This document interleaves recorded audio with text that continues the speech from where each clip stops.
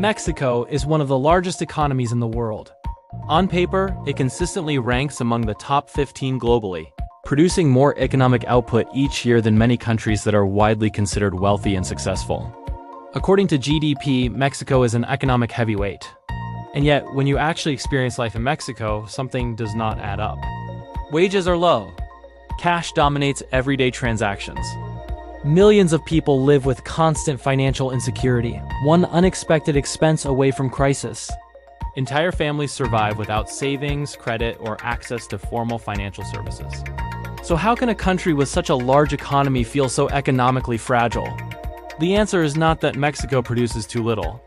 The answer is that GDP is telling the wrong story. Gross domestic product measures the total value of goods and services produced in an economy. If money changes hands, GDP goes up. But GDP does not ask whether that activity improves people's lives.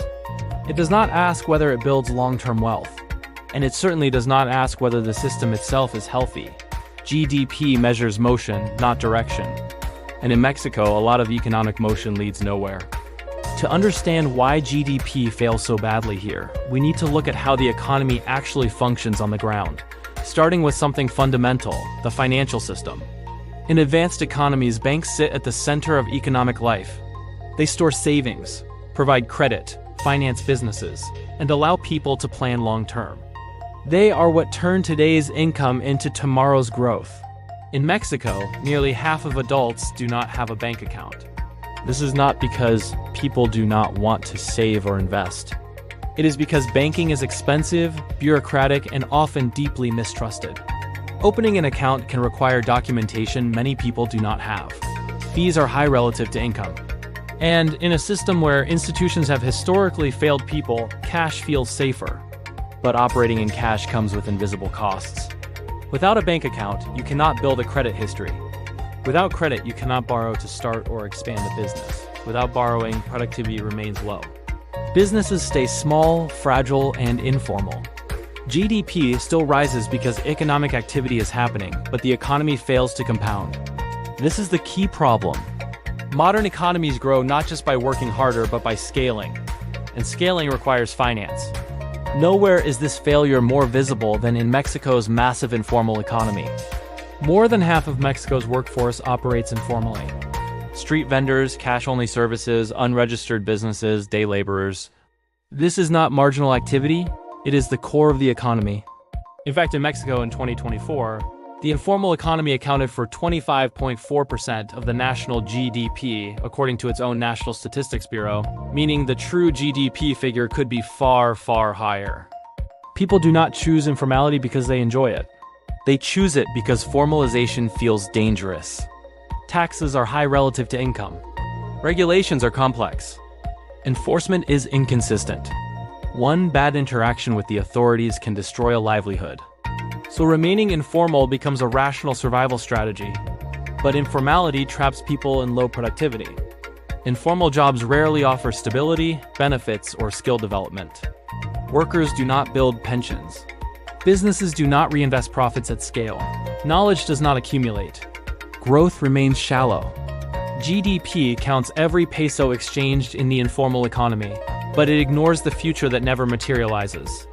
It ignores the factories never built, the businesses never scaled, and the productivity gains that never arrive. Another major reason GDP lies in Mexico is corruption. Corruption is often framed as a moral or political issue, but economically, it acts like a tax, a hidden one. Every bribe increases costs. Every unclear regulation raises uncertainty. Every selective enforcement decision adds risk. And capital hates uncertainty. Investors are willing to accept risk when the rules are clear. What they avoid is unpredictability. In Mexico, corruption makes outcomes uncertain. The same rule may apply differently depending on who you are, who you know, or what you pay. The result is that long-term investment suffers. Instead of building factories, infrastructure, and research capacity, money flows into short-term opportunities that can exit quickly. GDP may still rise, but productive capacity does not. GDP also hides one of the most important realities of the Mexican economy: distribution. GDP averages everything into a single number. A billionaire and a street vendor look excellent together on paper. But averages hide inequality. They hide insecurity. They hide stagnation. Mexico does not suffer from a lack of output. It suffers from a lack of inclusive institutions. Productivity gains exist, but they do not spread widely. Economic growth happens, but it does not translate into economic security. This is why GDP works reasonably well in some countries and fails so badly in Mexico. In countries with strong institutions, high trust, deep financial systems, and formal labor markets, GDP roughly tracks living standards.